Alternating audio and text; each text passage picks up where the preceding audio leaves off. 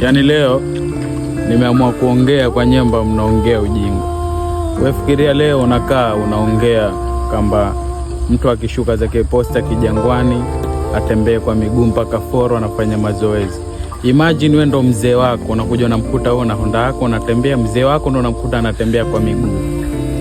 Alafu ukiacha hivyo anatembea kwa miguu, yuko aiza na mwanao ambaye anakuwa ni mjukuu wake wawili au watatu, ambao wewe ndo umeenda kumwekea huo mzigo kwake. Anaranda nao kuanzia Posta Kijangwani, anawapeleka watoto wako mfano Foro, Powers Grill kuenjoy. Wewe unajisikiaje unamkuta mzee wako ndo anaburura watoto kapendeza, alafu anaanza kuchuruzika jasho? Imagine wewe ndo unamuona mzee wako Ancho, unamchukuliaje?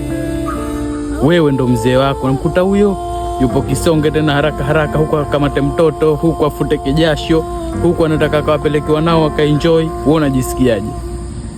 Imagine akuuliza ni wewe unakuja una comment bora weka hivyo watu wafanye mazoezi. Umemkuta mtu gani kafanya mazoezi kapendeza? Wewe kupendeza ukaenda zako mazoezi? Respect inatakiwa bro.